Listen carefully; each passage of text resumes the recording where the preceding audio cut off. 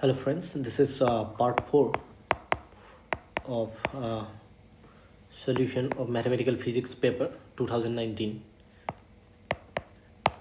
set by Dibrugarh University for BSc first sem. So now in the last video we have solved up to question number 7b. Now we are going to start from 7c. So now let us start, and before we start, please subscribe the channel if you are new to my channel, and share with your friends, and if you like my videos, hit the thumbs up button and inspire me to create new contents for you. So now let's start. So link of part 1, 2, 3 are given in the description box. So this is question number 7 by Stokes theorem. We need to prove this. So now let me show you how to solve this. So solution, this is R is x I cap plus y j cap z k cap, right? And according to Stokes theorem, that line integral of r dot dr, that's going to be equal to surface integral del cross vector r, this is unit vector perpendicular to both del and r, ds. This unit vector n is perpendicular to the surface ds, right?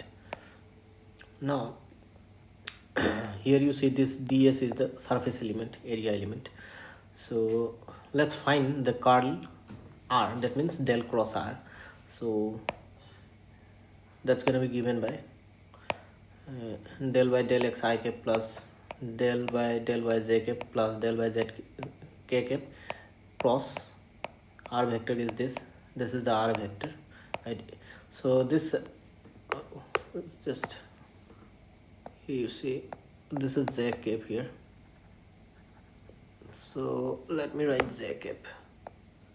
So using determinant we can find the cross product. So if you do so, then you will get this, right? Now here you see,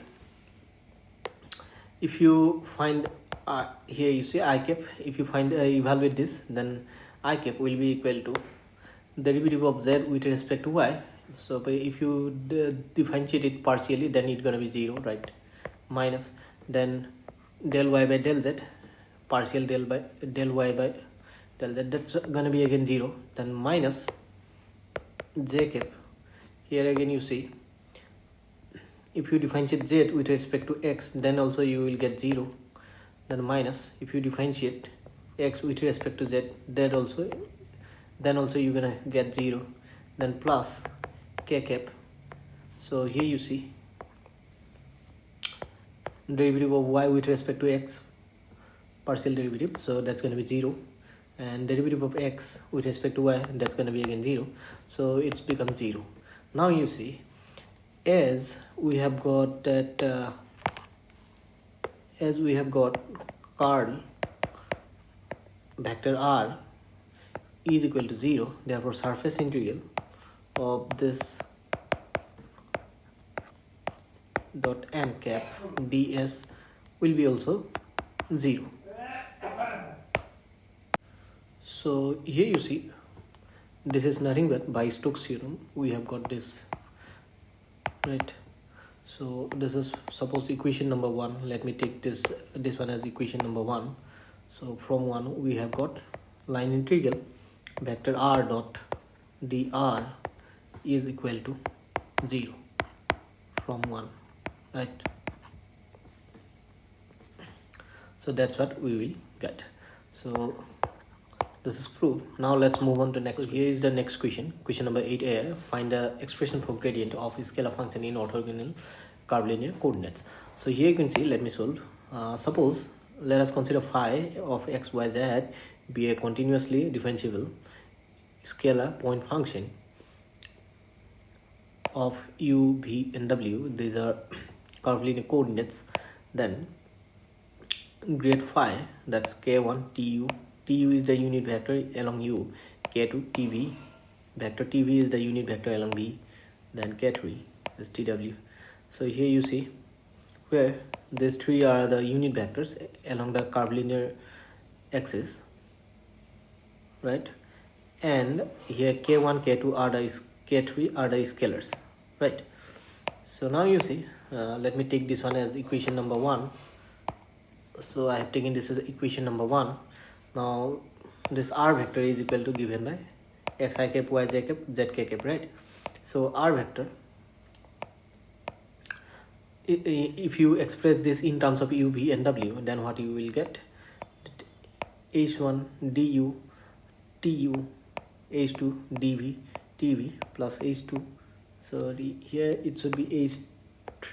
Actually I have made a mistake here, so it should be 3, right? h3 dw tw, right? So then h1 h2 h3 are the scalar factors.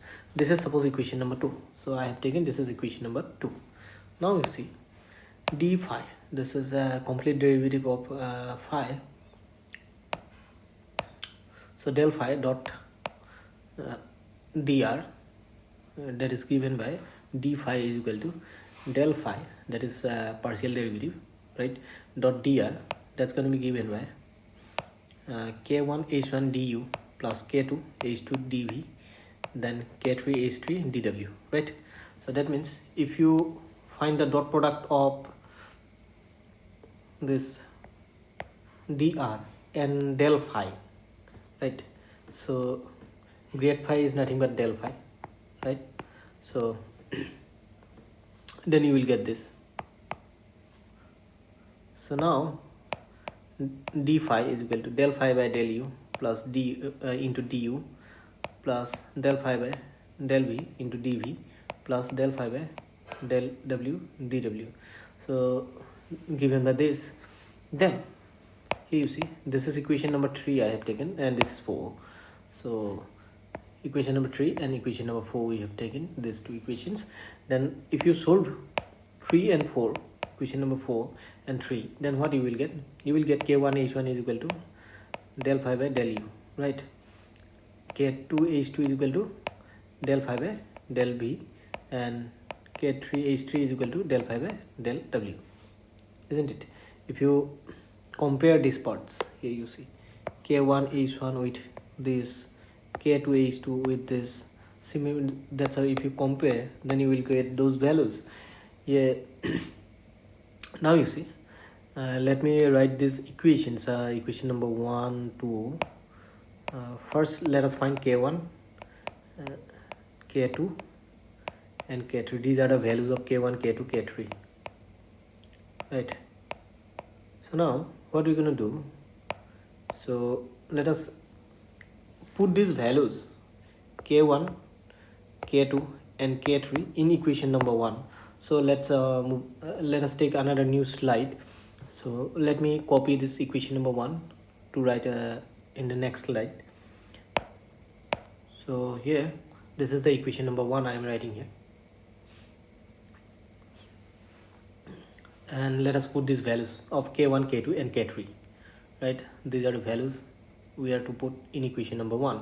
Using these values in equation number 1, grade phi will be equal to this one we will get, right? Hope you have understood this. Now you say this is equation number 5. Suppose again you can write rearrange this as this way,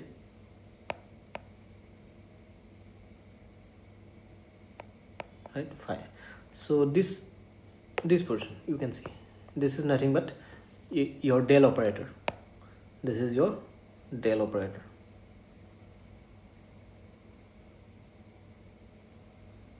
So this is your del operator. This is suppose equation number 6.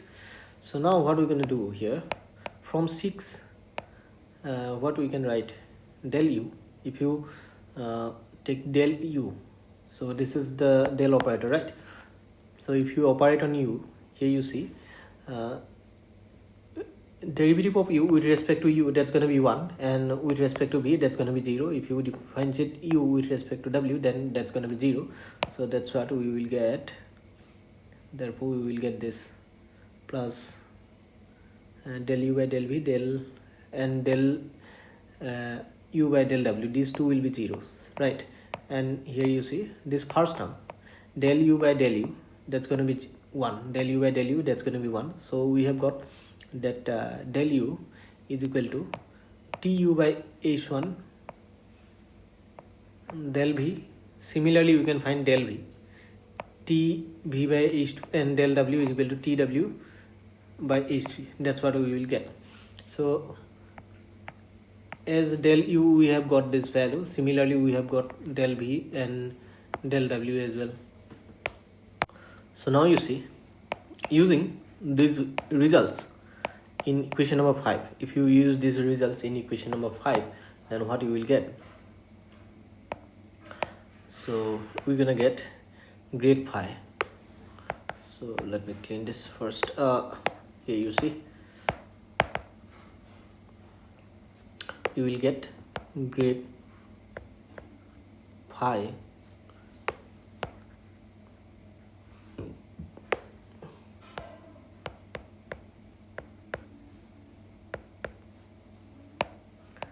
is equal to this. So you're gonna get this. So this is the required expression, right? So we have used these three results, del u, del v and del w, in this equation number 5. So hope you have understood this. Now let's move on to next question. So this is question number 8b. This is 8, question number b. So let us solve this. Here you see, express Laplacian in curvilinear coordinates and convert it into cylindrical coordinates. So let me show you how to do that. So suppose again we have taken, as we had taken in previous problem, this is a scalar function, right? We have considered same way. Let me write the lines. Okay, here you see Laplacian means Laplace operator. This is the Laplace operator, v square phi, and it can be written as del dot grade phi, right? You can write this way. Now you see grade phi, how to express grade phi in curvilinear coordinates. So we have already got in the previous problem, right? So we have got del operator in curvilinear coordinate is this. This is the del operator in curvilinear coordinates, right? So, and grade phi in curvilinear coordinate is this. This is the grade phi we have got in the last expression, right? If you see the last problem, that means we are using this equation, right, of the last problem. This is question number 8a. Okay, so we are using this equation. So we have used this result of grade phi from the last problem. So here you see, here 1 by h1, 1 by h2, h3 is taken out, right, as they are scalar. So then divergence or del dot, this you will get what you will get. So let me write this one first. So here you see, we know the del operator. This is the del operator here. So then you can write here this way.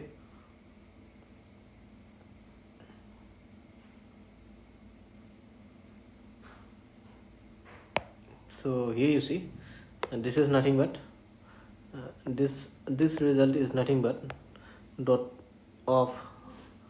product of this and this, right? And that means del dot grade phi, right? And that's what we have got. Now you see, tu, these are unit vectors. Tu dot tu, that's gonna be 1. tv dot tv, that's gonna be 1. tw dot tw, that's gonna be 1, right? Like in rectangular coordinates, you got I dot I, that's 1, right? So that's why dot product of this vector and this vector here, after when we have got the dot product here, we have got, you see, tu and here also tu, that's gonna be dot product of these two will be 1, right? So now you see this is what Laplacian operator in curvilinear coordinates. So here you see just, so this is the Laplacian operator, right? Laplacian in curvilinear coordinates, right?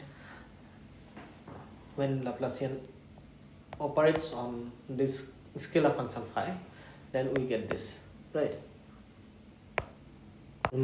If you write the operator only, this del square, if you write the operator only, then you can write this way. So this is the operator, then you can write this one. So h1 1 by h1 h2 h3 u, then h2 h3 by h1 del by del u, right? Then plus del by del v h3 h1 by h2 del by del v, right? Then again, so here del by del w h1 h2 by h3, then del by del w. So this is the, just let me clean this, del w here. So this is the operator in curvilinear coordinates. So now let's move on to next slide. So to convert this one into cylindrical coordinate, how to convert this one into cylindrical coordinate? So let's move on. So here what we're gonna got here, you see this is our, okay, this is what we have got, that Laplacian when operates on phi. Here you see, let me write this phi in capital in this way, right? So I have got a reason for that, I will explain, right? When you will convert this one, let me explain here why I have done this one. You see, in cylindrical coordinates, u is equal to rho, v is equal to phi, and w is equal to z, we can write. So this phi is not same as this one. Here this phi is angle, and this symbol, this phi is a function. So write this one is small, this v is equal to phi, this is and just write this symbol a little bit different, right? So r vector, this position vector will be given by this vector, right? This is the position vector, and del r by del rho will be given by this. That means again, if you differentiate this with respect to phi, then you will get this, and partial derivative of r with respect to z is k only. So we have differentiate this r vector with respect to rho, then we have got this result. Then we have differentiate it with respect to phi, then we have got this result. Then we differentiate this r with respect to z, then we have got k cap only. So hope you have understood this, you know this simple differentiation only. So now what you will get, just wait a second. So let me clean this first. So now you see h1 will be given by mod of del r by del rho, and if you find the value, you will get this 1, and h2 will be this rho, and h3 will be simply 1, right? So if you use these values here, using these values in equation number 1, so let me take this one as equation number 1. Then Laplacian operator, Laplacian on phi will be given by, I have written this capital phi, this is function phi, okay? This phi represents function, this phi represents function, it doesn't mean this angle. So this phi represents angle, okay? So hope you have understood the difference. So Putting those values in 1, we have got this. So this is in cylindrical coordinates, right?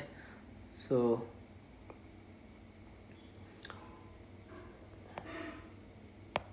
Laplacian in cylindrical coordinates, right? If you write the operator only, so just what we need to do, let me take this one. Okay, so if you write the operator only, that Laplacian operator will be given by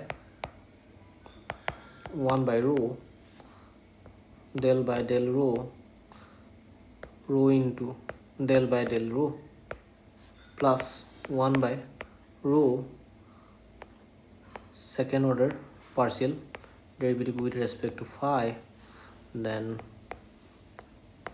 second order derivative with respect to z. That's what you will get. So this is the operator, right? This is the Laplacian operator in cylindrical coordinates. So hope you have understood this. So now let's solve next question. Now this is question number 9. What is probability distribution of a random variable? So we need to define this and find the probability distribution for occurrence of a head in tossing a coin twice. Then write down the probability distribution function for binomial distribution. Now here you see, just let me write the answers. So here you see the probability distribution of a random variable is the list of probabilities associated with each of its possible variables. Suppose in tossing a coin twice, x be the number of heads occurred, then possible results are tail head or head tail and head. So these are the possible results, right? So then x, that is the number of times head occurred.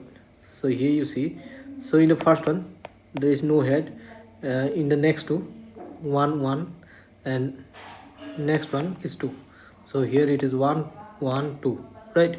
So now probability distribution is given by, so variable possible probabilities, here you see, and 0, this is 1 2.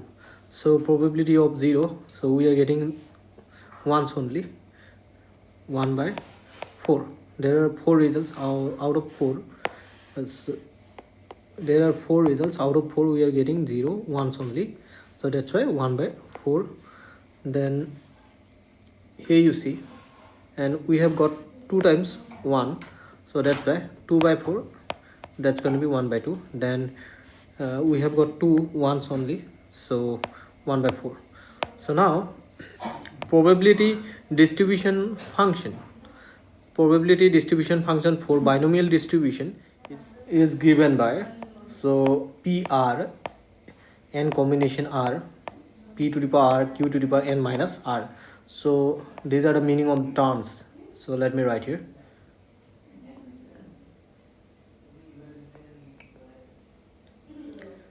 So these are the meaning of the terms. So hope you have understood this. Now let's move on to next question. So in question number 9 there is another option, or so this question, here you see, so what are discrete and continuous probability distribution, under what condition binomial probability distribution reduced to Poisson's distribution. Write down the probability distribution function for Poisson's distribution. So here are the answers here. So this is the definition of discrete probability, right? Discounts only countable or finite outcomes. And here continuous probability distribution is the probability distribution which is the random variable x can be taken any value. So if the probability of the binomial distribution is this, then it will be reduced to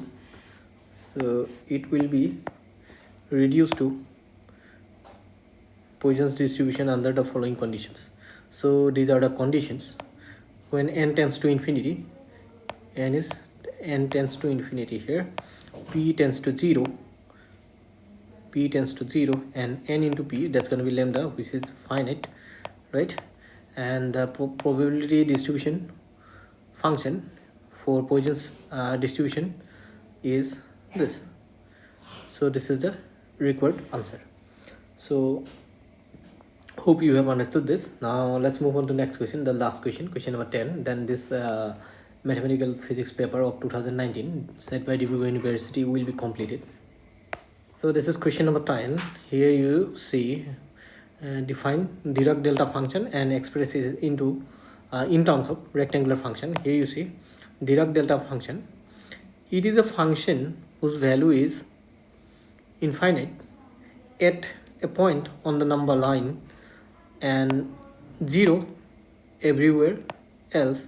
It can be written as delta t infinity at t is equal to a at a particular point a, and here it is 0 at other points, right, when t is not equal. Now you see, if I explain graphically like this, so this axis represents t, suppose, and this is delta t. So at a point a, its value is infinity, right, its height is infinity, and in all other points it is 0. That is your Dirac delta function. So let me express this one in the form of in terms of rectangular function. So let's move on to next slide. So this is the Dirac delta function. Suppose we have taken a rectangle. Here you see this axis represents del t, height of the rectangle, and this is t. Here this is the origin O, right? Now this is the origin O. You see these are the 2 points A and A epsilon. So epsilon is width of the rectangle, suppose, right? So suppose delta t represents the height of the rectangle here, with rectangle of width epsilon, and its area is 1 square unit. So delta t, that that we're going to be 1 by epsilon, because you know area of a rectangle is length into breadth, right? Length into breadth or length into width, you can say, and we have taken here area is 1 square unit. As we have taken the width is epsilon, so length will be 1 by epsilon, right? So hope you have understood this. So now it is 1 by epsilon when t is greater than a, less than a plus this epsilon. So here you see, and out of this range it is 0, right? So delta t, that can be written 1 by epsilon when t is greater than a, less than a plus epsilon, and other than these 2 points, out of this range when t is a, or simply you can write otherwise, it is 0. Okay, so that means if the value of t is equal to a or greater than a, sorry, not greater than a, less than a, for in that case this value of delta t is 0, and if t is equal to a plus epsilon at this point, here you see, and greater than this point, greater than a plus epsilon, so here value of this delta t will be 0, right? And the area of this rectangle is 1, so integration 0 to infinity delta t dt, that is 1, right? Now you see, so we can express this function as a rectangular function this way, rectangular t by epsilon, where epsilon is the width of the rectangle. So hope you have understood. That's how we can do. So hope you have liked this video, and if you have enjoyed this video, just hit the thumbs up button, share with your friends, and if you're new to my channel, subscribe the channel. So thank you for watching.